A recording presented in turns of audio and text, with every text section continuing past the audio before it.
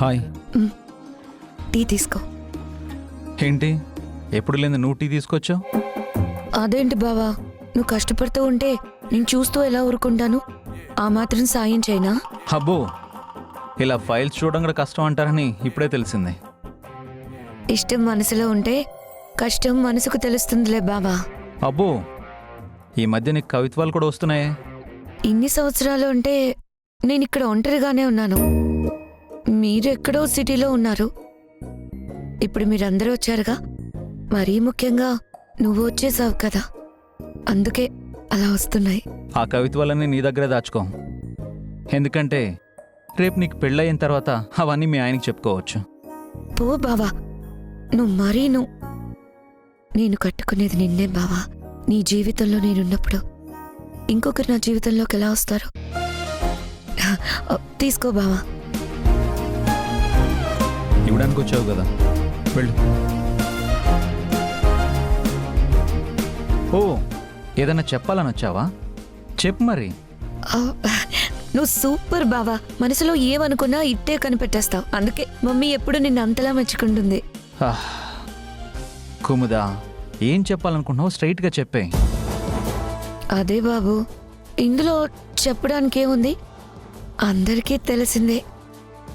కానీ ఎవరి మాట అమ్మమ్మ వినడం లేదు. నువ్వు ఒక్క మాట గట్టిగా చెప్తే ఖచ్చితంగా అమ్మమ్మ వింటుందన్న నమ్మకంతోనే నీకు చెప్పాలని వచ్చాను. ఎందుకీ మ్యాటర్ ఏంటి?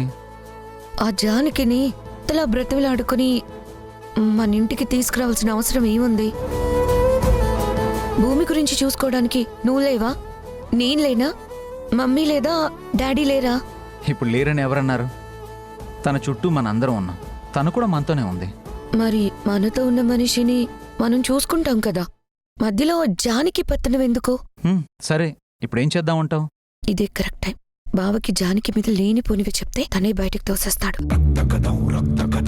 ఆ జానకి బుద్ధేంటో నీకు తెలుసు కదా బావా. మరీ ముఖ్యంగా తనకి నువ్వంటే అస్సలు పడదు.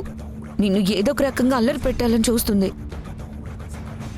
అనవసరంగా నువ్వు బాధపడితే నేను బాధపడతాను. అందుకే ఆ జానికి ఇంట్లో ఉండాల్సిన అవసరం లేదు బావా. భూమిని తను చూసుకోవాల్సిన అవసరం అంతకన్నా లేదు. తనకి మనకి ఏ సంబంధం లేదని చెప్పి నువ్వే జానకిని బయటికి పంపించేయమని అమ్మమ్మకి చెప్పు. నీ మాట ఖచ్చితంగా వింటుంది బావా. అవును, చూడు కుముదా, ఆ జానకి అంటే నాకు అస్సలు నచ్చదు.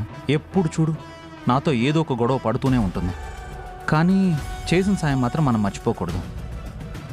అమ్మ ఒక నిర్ణయం తీసుకుందంటే దాని వెనక బలమైన కారణం ఉంటుంది. అది కాదు బావా, నేను చెప్పేది ఏంటంటే, నువ్వేం చెప్పాలనుకున్నావు మొత్తం చెప్పేశావు కదా, ఇంకా అంతకుమించి చెప్పడానికి ఏముంటుంది? నువ్వేం చెప్పినా సరే అందులో జానకిని పంపించాలనే మాట అయితే ఉంది కదా. నేను అమ్మ నిర్ణయాన్ని గౌరవిస్తాను. తన భూమి గురించి బాగా ఆలోచిస్తుందని నేను నమ్ముతున్నాను. కానీ ఆ జానకి నా జోలికి రానంత వరకు నాకు ఎలాంటి ఇబ్బంది లేదు. ఒకవేళ నిజంగా తను నన్ను ఏమన్నా అంటే నేను అస్సలు ఊరుకోను. తను నా మీద ఎంత గొడవ పడుతుందో అంతకన్నా ఎక్కువగానే నేను తనకు బుద్ధి చెప్పగలను. ఈ విషయంలో నువ్వు ఇంకేం బాధపడకు, కాస్త లైట్ తీసుకో, వెళ్ళి పని చూసుకో.